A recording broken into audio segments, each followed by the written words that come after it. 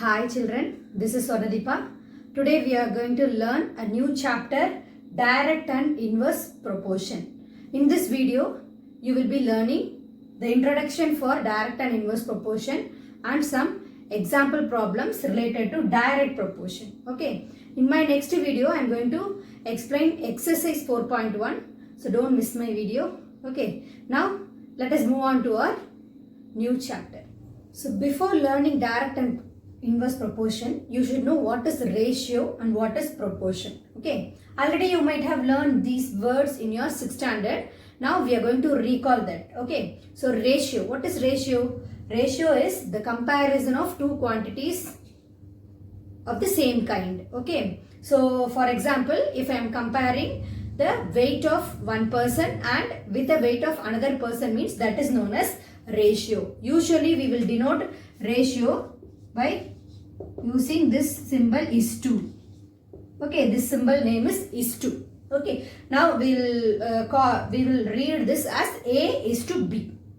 Proportion. If two ratios are said to be equal, then it is known as proportion. Okay, so proportion we will be denoting it using this is one ratio, C is to D is one ratio. So these two are, if these two are equal, means we will be denoting this using the symbol proportion symbol. Okay, so A is to B is proportionate to C is to D. We have to read like that. So here I have written proportion.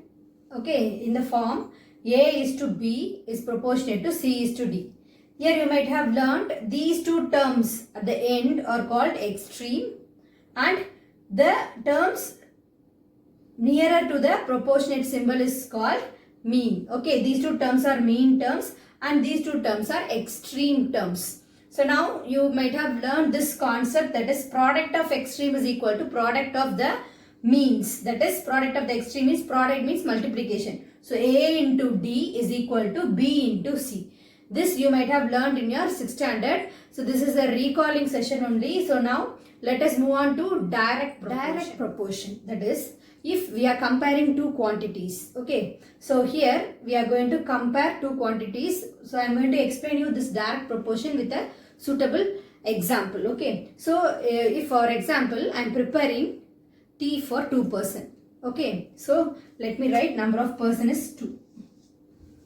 If I am going to prepare tea for 2 person, okay, I am using, that is amount of tea powder.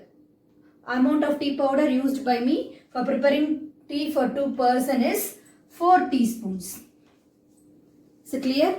Okay, if I am preparing tea for 2 person means I need 4 teaspoons of tea powder. Okay, now if for example accidentally some 2 members came to my home as guest. So what I have to do? I have to prepare 4 cup of teas. Am I correct? So 4 person. I have to prepare tea for 4 person. So how much tea powder I need? For 2 person 4. Okay. So for 4 person 8 teaspoons of, okay, another 4 teaspoons. Okay. For 2 person I am adding 4 teaspoons. So for another 2 person I will be adding another 4 teaspoons. So totally 8 teaspoons of tea powder I want, right? So now see, after comparing these two quantities, I am going to check whether it is directly proportionate or it is not directly proportionate. We are going to see that. See, if the number of person increases, okay, one quantity increases, okay, what happened to that quantity? Whether it is increasing or decreasing. Increasing means it's rising. You know, increasing order and decreasing order, I think, right? So increasing means it is going up. Okay, so I have drawn an up arrow for this. So number of person, first I have prepared only for 2 person. Now my number of persons increased to 2. That is 2 as 4. So I have written, that is drawn one up arrow. So what about this quantity, whether it is increasing or decreasing? It is increasing, definitely it is increasing. If both the quantities are increasing, then it is direct proportion. Then it is said to be direct proportion. Okay. Likewise, we have to find out whether the given problem is in direct proportion or inverse proportion. Okay, if the same thing, but if one quantity increases and the other quantity decreases, means that is known as inverse proportion. Okay, let me explain you with another one example. So now, let us take another one example. Number of person, number of days. For example, okay, this is not direct proportion. I am going to explain you inverse proportion now. So already we have seen one example for direct proportion. Now we are going to see the example for inverse proportion. Okay, so here let me take, for example, a wall is there. Okay, one small wall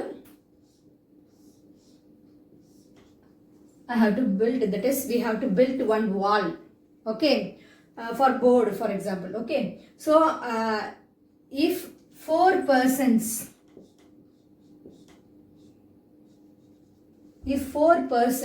I have allotted for building this wall.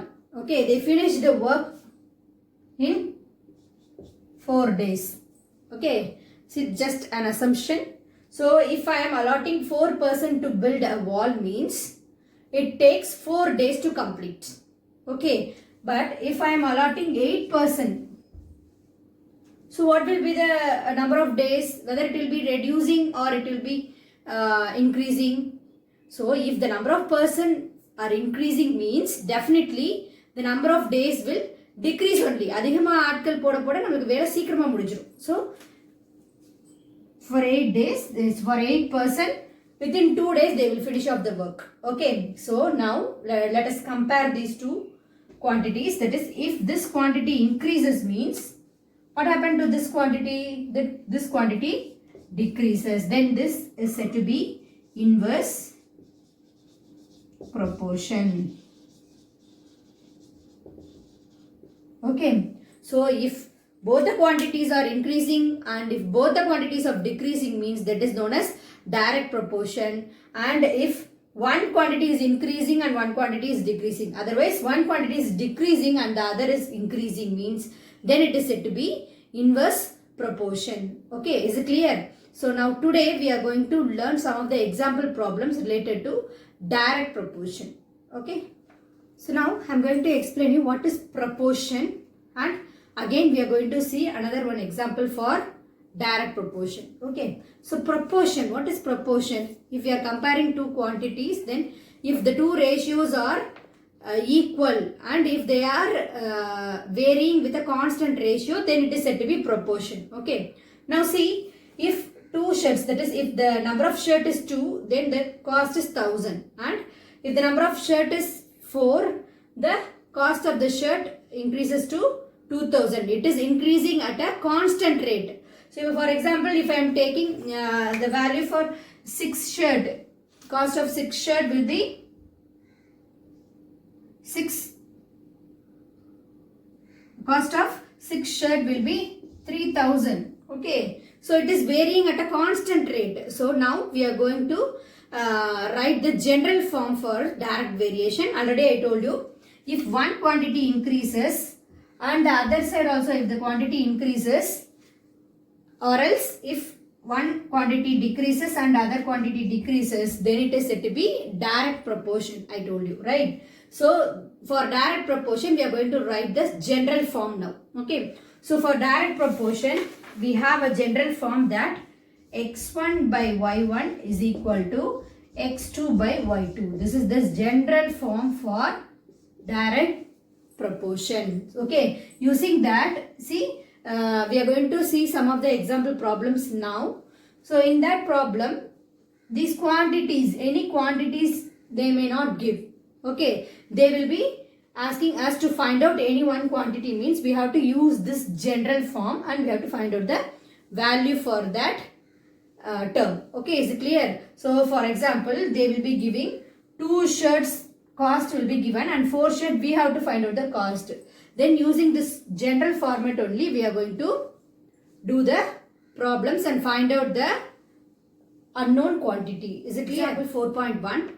If 6 children share 24 pencils equally, then how many pencils are required for 18 children? If 6 children are sharing 24 pencils means 18 children will share how many pencil we have to find out. So this is if the number of children increases. Okay, let us find out whether it is direct or inverse proportion first. In your exams, they will not be giving you this question is from direct variation or inverse variation. They will not mention anywhere in the question regarding direct or inverse proportion. We have to find out whether it is direct or inverse proportion. Then we should use the general format to find out the answer. Is it clear? So now they have given 6 children is sharing 24 pencil and 18 children will share how many pencils they are asking. Okay. If the number of children increases means whether the pencils will be increasing or decreasing. Increasing only. Okay. If one student is using 2 pencils means if 4 students will be using more pencils only. Not less than that. Is it clear? So now if one quantity increases means other quantity also increases. So what we have to do is we have to write if one quantity increases, then the other quantity also increases. You have to write the statement like this. Then it is said to be direct proportion. You have to mention this.